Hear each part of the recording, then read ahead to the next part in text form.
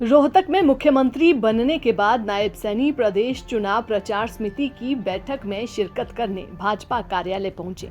नायब सैनी ने कांग्रेस पर इस मौके पर जमकर निशाना साधा और भूपेंद्र सिंह हुड्डा के साथ साथ दीपेंद्र सिंह हुड्डा को भी आड़े हाथों लिया।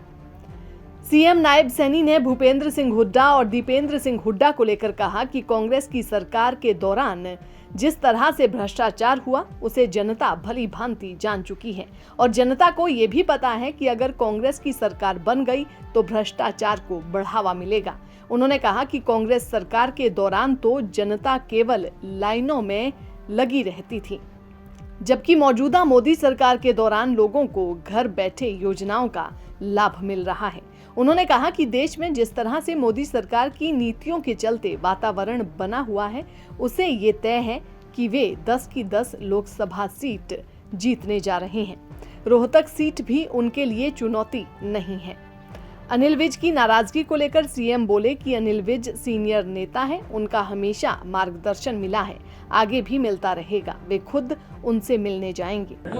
देखिए, व्यवस्था को लेकर के आज बैठक थी और उसमें हर बिंदु के ऊपर चर्चा हुई है।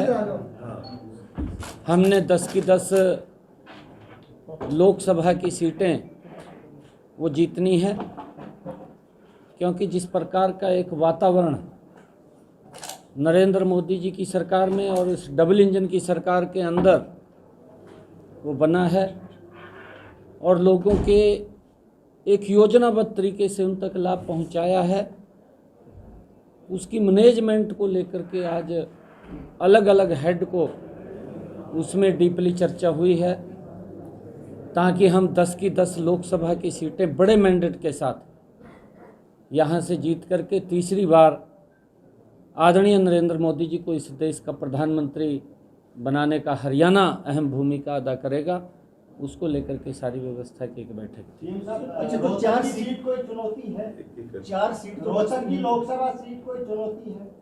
देखिए, हमारे सामने क्योंकि ये चुनाव है, चुनौती कोई नहीं है।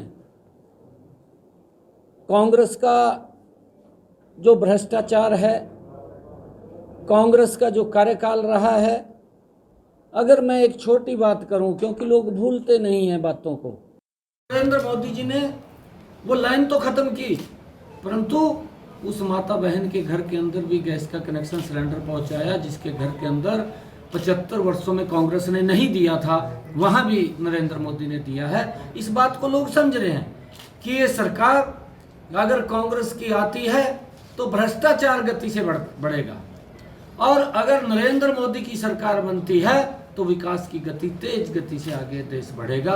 ये लोग बिल्कुल लेकिन वो ये कह रहे हैं कि ये लोकसभा का परिणाम हरियाणा की राजनीति तय करेगा और कांग्रेस की विधानसभा में सरकार इस सीट की जीत की वजह से बनेगी। ये पिछले बार भी बोल रहे थे जब बापू बेटा खड़े हुए थे, आपको मालूम है, शायद आपके पास उनकी कोई बाइट होगी, बे भाई ये चुनाव तय करेगा अगला विधानसभा का, बोल रहा था हमने पिछली बार भी। बोलते हैं परंतु लोग निर्णय करते हैं। सर, आप सीएम बने हैं, के बारे में कब तक निर्णय हो जाएगा?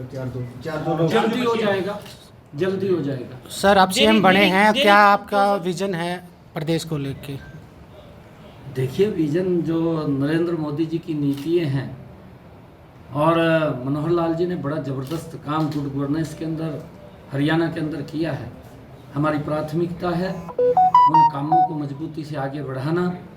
नरेंद्र मोदी जी की जो नीतियाँ हैं उनका अंतिम व्यक्ति तक लाभ पहुँचे, चाहे वो आयुष्मान कार्ड के रूप में है, चिरायु कार्ड के रूप में है, प्रधानमंत्री किसान सम्मान निधि है, चाहे किसानों को फसल बीमा योजना के माध्यम से सुरक्षित करने की बात है, चाहे प्रधानमंत्री आवास योजना के तहत मकान देने की बात है, चाहे हर घर के अंदर नल और स्वच्छ जल पहुंचाने की बात है। बहुत सारे ऐसे कार्य हैं जो नरेंद्र मोदी की सरकार ने, इस डबल इंजन की सरकार ने किए हैं। उन कामों को आगे बढ़ाना ये हमारी प्राथमिकता है और लोगों को घर बैठे सुविधा मिले।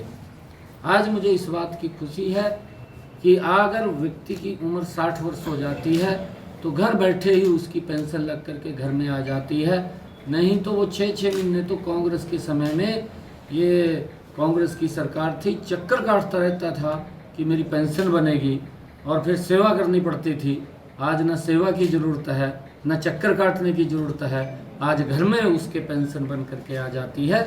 आज इस प्रकार का लोग चाहते हैं कि इस प्रकार का शासन। अनिल विज क्यों ना क्योंकि आपके पास जिम्मेदारी थी प्रदेश अध्यक्ष की, तो अब प्रदेश अध्यक्ष का कब कुछ फैसला होगा? देखिए, ये भी हमारा केंद्रीय नेतृत्व है, वो तय करेगा और उनके ध्यान में है सारा विषय। सर एक आखिरी सवाल, अनिल विज नाराज क्यों चल रहे हैं? कोई नाराज नहीं है। अनिल विज साहब हमारे नेता हैं, वरिष्ठ नेता हैं, उनका मार्गदर्शन मिलता है, आगे भी मार्गदर्शन मिलेगा।